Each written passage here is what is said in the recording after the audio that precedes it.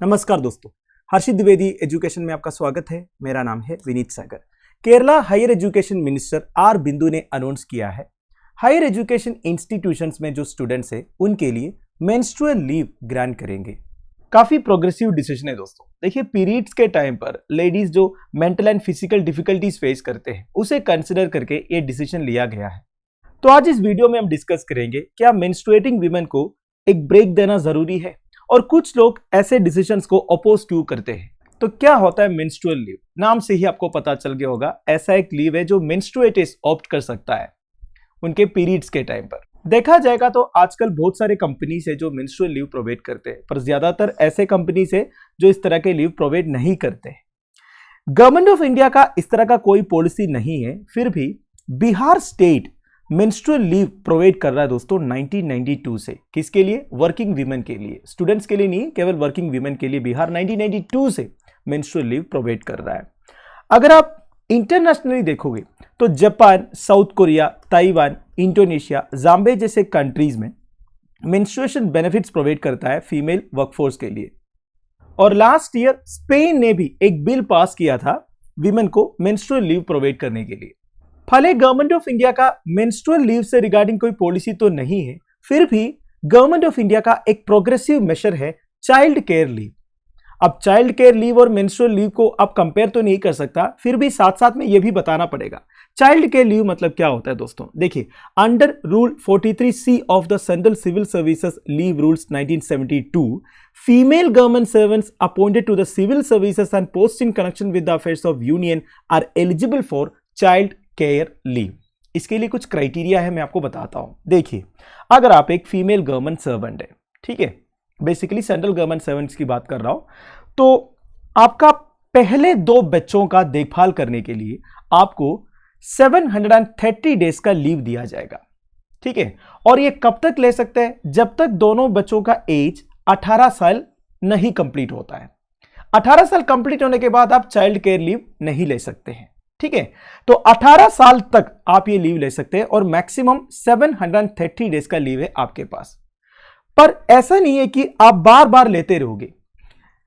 For not more than 3 spells in A calendar year, तो एक calendar year में 3 बार आप ये लीव ले सकते हैं। मतलब एक बार आपने 60 दिन का छुट्टी लिया, फिर अगली बार 100 दिन का छुट्टी लिया, ठीक है, इस तरह आप ले सकते हैं, ठीक है। और जब तक 18 साल कंप्लीट नहीं होता है तब तक आपके पास टाइम है छुट्टी लेने का।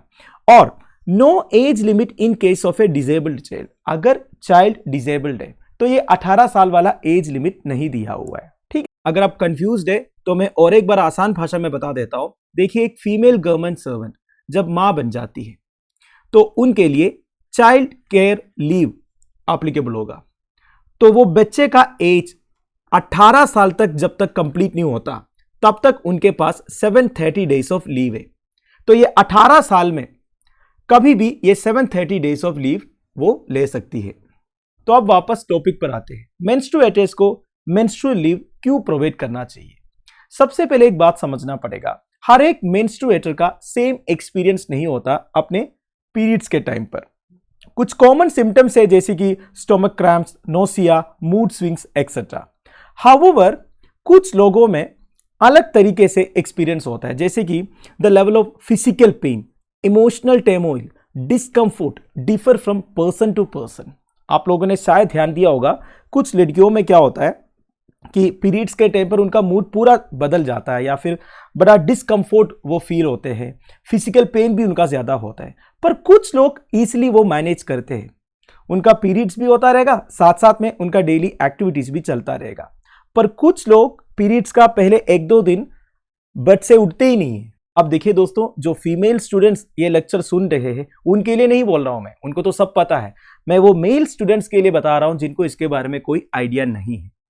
सो some people also experience dysmenorrhoea which could entail heavy bleeding, intense cramping, fatigue, nausea, vomiting and diarrhoea. देखिए, डिस्मेनोरिया मतलब क्या होता है दोस्तों? ऐसा एक कंडीशन है मेंस्ट्रुएशन के टाइम पर heavy bleeding, intense cramping, fatigue, nausea, vomiting, diarrhoea वगैरह होता है। तो कुछ लोगों में ऐसे भी डेंजरस कंडीशंस होते हैं। तो कुल मिला के देखा जाएगा तो मेंस्ट्रुअल लीव प्रोवाइड करना बहुत ही जरूरी होता है, चाहे वो वर्किंग वीमेन के लिए हो या फिर स्टूडेंट्स के लिए हो। एक स्टडी रिपोर्ट ने यह कहा था करीब 91% of women suffer from dysmenorrhea, but और एक स्टडी रिपोर्ट ने यह कहा था करीब 80% ऑफ वीमेन उतना पेन फील नहीं करते, अगर करते भी है तो पहला एक दिन के लिए करते हैं, इसके बाद नहीं होता है। तो देखिए दोस्तों, मेंस्ट्रुअल लीव देना है या नहीं देना है, इस बारे में काफी डिस्कशंस ऑलरेडी हो चुका है हमारे देश में। कुछ लोग उसे फेवर करते हैं, कुछ लोग नहीं फेवर करते हैं। जो नहीं फेवर करते हैं उनका भी कुछ पॉइंट्स है। The very first point is, देखिए ये मेंस्ट्रुएशन को ज्यादा इंपॉर्टेंस देने से या फिर मेंस्ट्रुअल लीव वगैरह प्रोवाइड करना शुरू करेंगे तो जो मेंस्ट्रुअल स्टिग्मा ऑलरेडी हमारी सोसाइटी में है वो बढ़ जाएंगे। ठीक है। सेकेंड पॉइंट ये है कि जैसे मैंने वो स्टडी रिपोर्ट के बारे में आपको कहा, 80% ऑफ वीमेन उतना पेन फील नहीं करते हैं, तो वो लोग जो है इस लीव का गलत फायदा उठाना शुरू करेंगे, वो भी बोलेंगे मुझे भी छुट्टी चाहिए। तो इस तरह का एक पॉइंट भी उन्होंने उठाया था।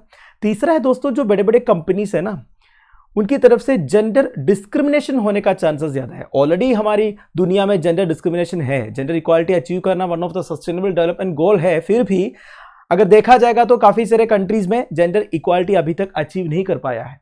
तो अगर बड़े बड़े कंपनीज में ये मेंस्ट्रुअल लीव स्ट्रिक्ट करेंगे तो वो लोग विमेन को कम प्रिफर करेंगे, क्योंकि उन्हें पता है अगर विमेन को हायर करेंगे तो उनसे ज्यादा काम नहीं करवा पाएंगे, क्योंकि उनको मेंस्ट्रुअल लीव प्रोवाइड करना पड़ेगा। तो ये सारी कॉम्प्लिकेशंस फिर से होने का चांसेस है। अब देखिए दोस्तों, बात यह है ना, कोई भी पॉलिसी का, कोई भी डिसीजन का पॉजिटिव साइड भी होता है, नेगेटिव साइड भी होता है।